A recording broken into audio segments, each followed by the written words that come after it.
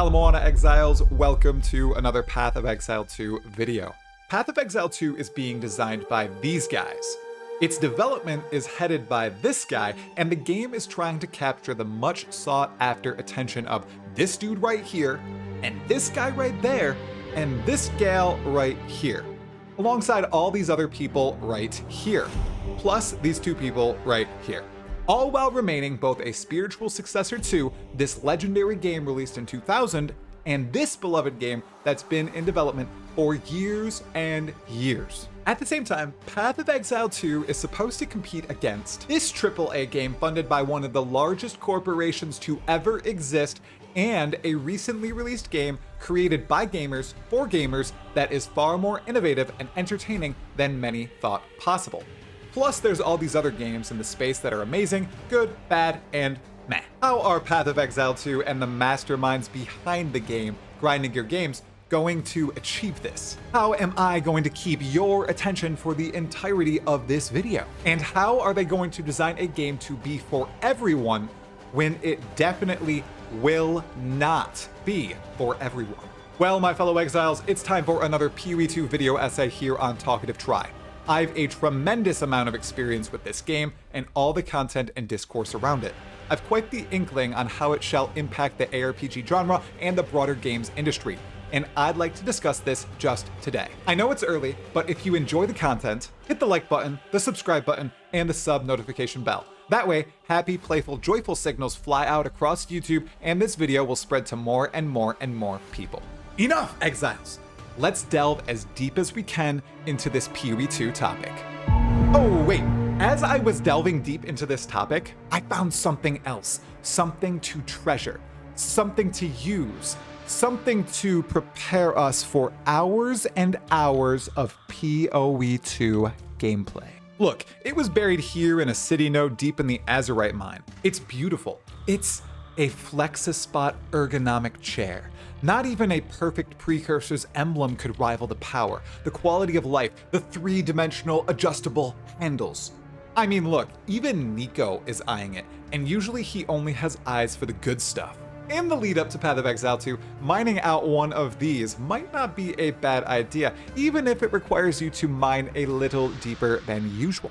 I get it. I usually go to 100 depth max, but sometimes when you go a bit deeper, you reap far greater rewards. Like this, the Flexispot C7 ergonomic chair, which smashes my old gamer chair and is helping me prepare my back, arms, neck, and head for Path of Exile 2's early access. I plan on grinding out more than a couple hours on launch, at least 10x my longest Diablo 4 playthrough, so I'm glad I have a sturdy, reliable, and comfortable chair to rest the golden arse of Try upon. That was a Path of Exile joke. You should get it.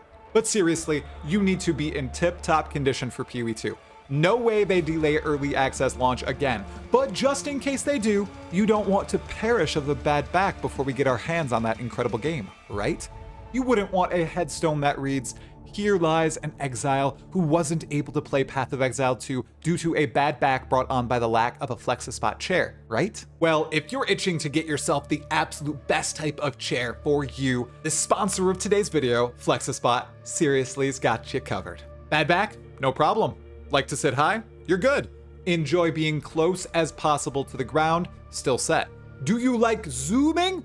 You are golden. Truly, armed with a Flexispot chair, you'll be ready to take on the hordes of fearsome foes Path of Exile 2 will throw at us exiles. Huge thanks to Flexispot for sponsoring this video. You can check out all their chairs, including this C7 ergonomic chair, in my link in the description. Now, how the heck will Path of Exile 2 stun the broader gaming market and draw them all in?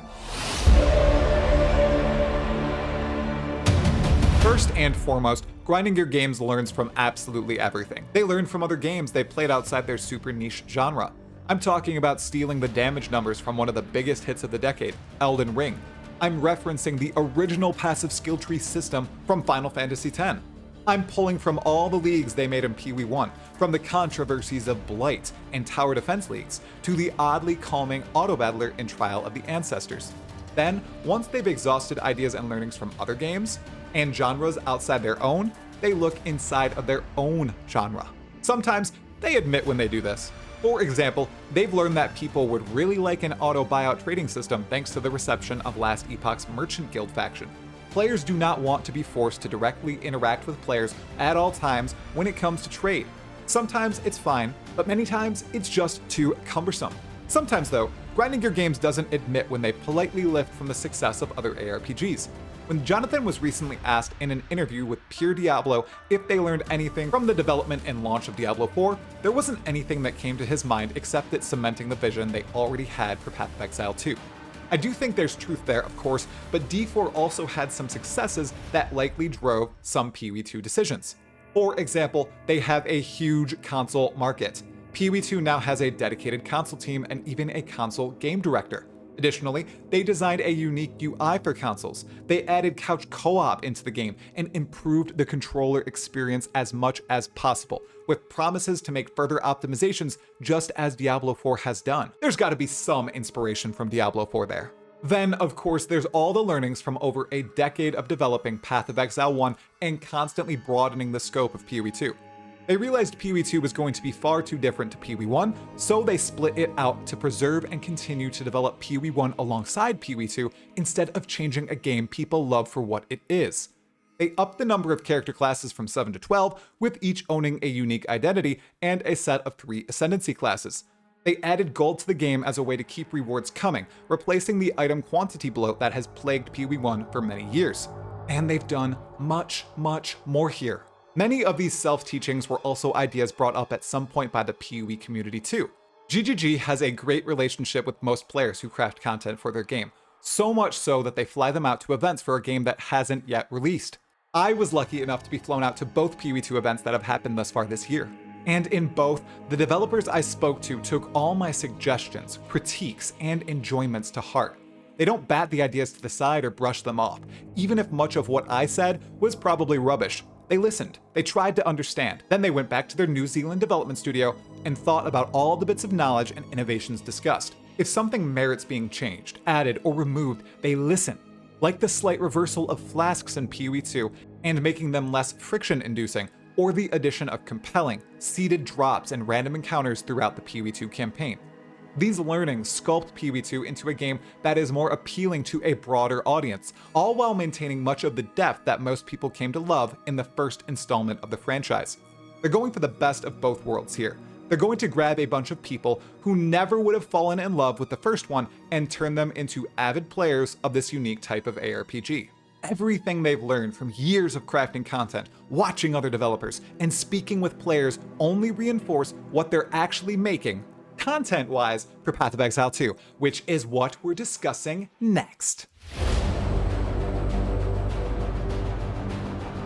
PoE2 will launch with a 6-act campaign with dozens of areas, over 100 unique bosses, and over 600 unique monster types.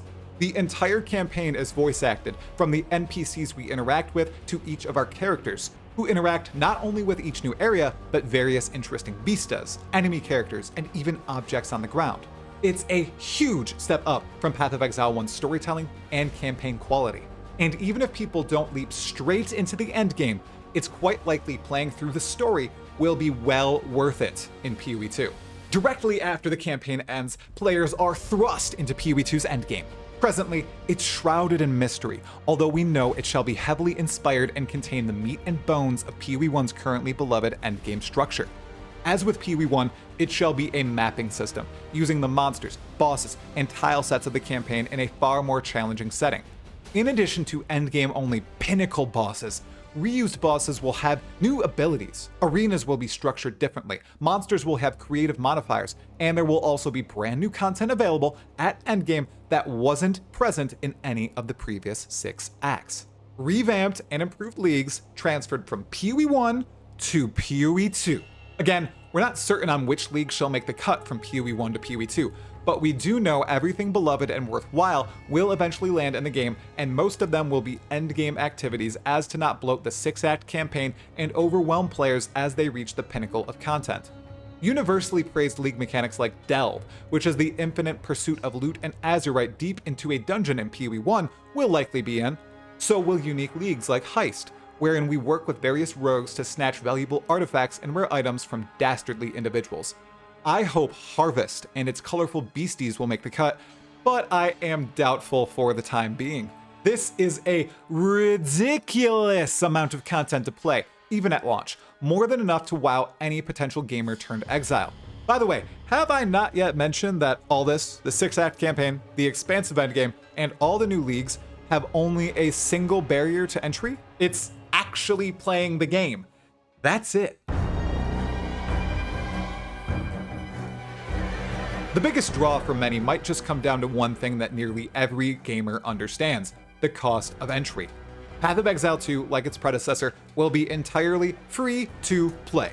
You will be able to experience every ounce of the game's content without paying a penny, a pound, a piece of gold, whatever.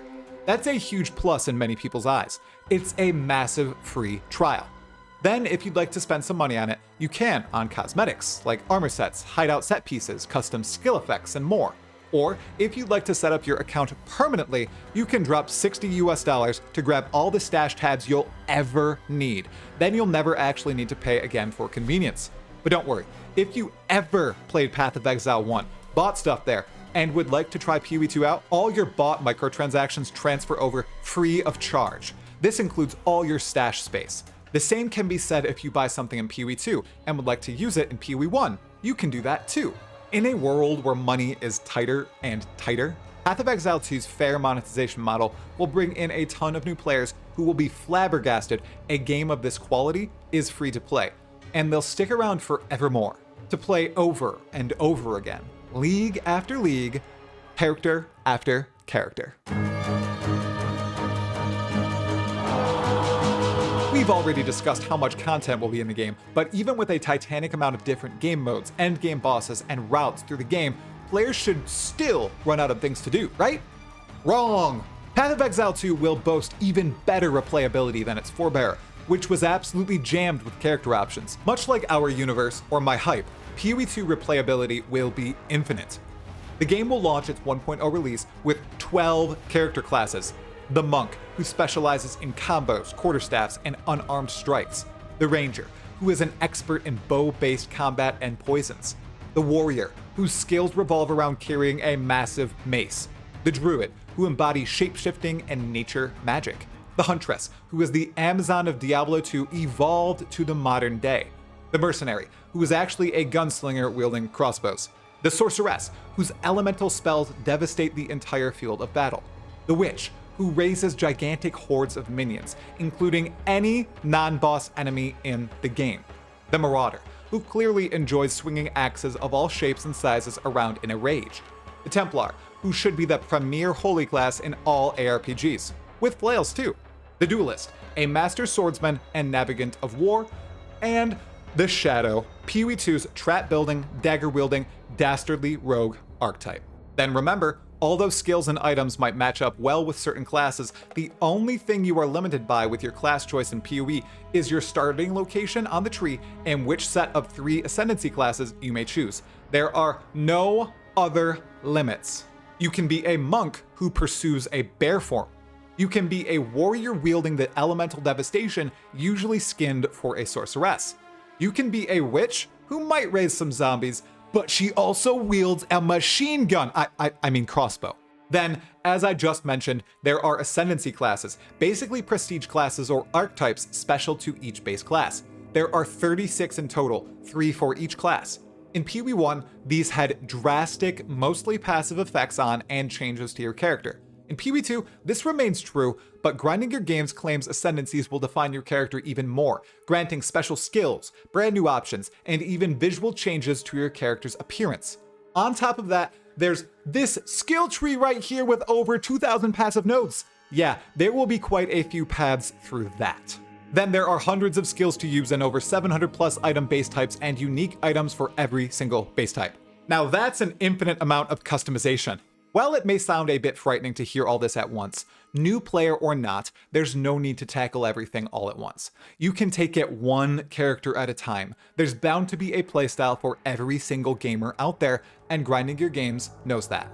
And fret not, because given the track record of Grinding Your Games, there will be plenty of opportunities to play new characters in new league economies with brand new mechanics. Grinding Gear Games began developing Path of Exile 1 back in 2006. By 2010, they had an alpha going. By 2011, a closed beta. Then in 2012, an open beta. In 2013, they officially launched the game with their 1.0 version, marking the true beginning of their patch schedule. It took a few years to get a system down, but after moving from 1.0 to the substantial 2.0 expansion, which brought a ridiculous number of improvements to the game's structure in addition to a fourth act, you could sense the confidence and power building within the devs. Then they moved from the 2.0 era to the current era of the game, the 3.0 age. As soon as 3.0 launched, bringing 6 more acts to the game, everything changed. The quality of expansions went up, league mechanics were much more involved, art design was superb, the music was the same ridiculous quality as before, but there was more of it because expansions were developed and released every 3 to 4 months. Ever since the release of 3.0, August 4th, 2017, they've kept up this insane release cadence. Some expansions are definitely seen as more controversial and lower quality than others, but every expansion is unique, bringing new rewards, new content, new systems, and more importantly, new ideas and innovations to Path of Exile 1. The latest expansion is PoE 3.25. That means there have been 25 expansions since the 3.0 era began in 2017, or just under 4 expansions per year. Absolutely insane, given a lot of the GGG devs also work on Path of Exile 2. This wild update cadence is bound to happen with PoE2. The game may be experiencing delays, massive ones, but that's because once the game is out, they yearn to hit the ground running with this ambitious, seriously ridiculous content schedule. I've played many games over the years, such as over a decade of Guild Wars 2, hundreds of hours of Dota 2, dozens of Persistent Worlds and Neverwinter Nights, and I've never witnessed such fervent, consistent development of a game. For the people who try this game out and experience the cadence and quality of updates, they'll become trapped. Their soul shall be grinding your games without a doubt. I may be prone to hyperbole, but only because in my heart of hearts, I believe it to be true. PoE2 is the ARPG to end all other ARPGs, the game to end all games. At least for this dude right here. And I posit legions of other gamers out there in this world of ours. Grinding Gear Games has learned from their own mistakes, the wins and losses of other developers, and exactly how to pull the best from other genres and adapt them to ARPGs, all in the lead up to PoE2. On release, the game will be packed to the brim with content, an overflowing chalice worthy of any ARPG player out there. PoE2 will be free to play, with cosmetic microtransactions and stash tabs, but any purchases made in PoE1 will apply to PoE2 and vice versa. It's truly consumer friendly, while allowing GGG to be wildly profitable if they make a great game, which they will. It'll be endlessly replayable between the hundreds of skill gems, extra hundreds of support gems, 12 base character classes, 36 ascendancy classes, hundreds of unique items, and all the interesting situations meant to challenge players. Finally, PoE2 will have the incredulous update schedule set in stone by its predecessor, PoE1, bolstered by consistent and quality expansions. Altogether, while Grinding Gear Games is aiming to craft the perfect game for a very specific audience, those who enjoy a dark, gritty realm, incredibly designed and difficult boss fights, deep character customization, stellar moment-to-moment gameplay, and compelling item design. Everything they've done to broaden the horizons of the game will ensure hundreds of thousands, if not millions, of new players will try out PoE2. They will hop into the world of Rayclast for the first time and realize what they've been missing all along. Path of Exile 2 will not be perfect for everyone. However, far more players will match perfectly with it than the current perfect match population of PoE1. And at the end of the day, that should be the pinnacle goal of a sequel. Learn from the past, iterate, and improve in the future. Nice job, Grinding Gear Games. I cannot wait to play. Can you? Again, a massive thanks to FlexiSpot for sponsoring this video. Check out their deals in my link below. Hit the like button to send happy signals to YouTube, subscribe to the channel for more content, and leave a comment below. Will PoE2 be for the right set of everyone? Additionally, A tremendous thanks to all my supporters on Patreon, YouTube, and Twitch who keep the channel going. You can support for $1 a month. More info can be found in the links below. That's all for this video. Thanks for watching. I'll see you all in the next one. Talkative Exiles.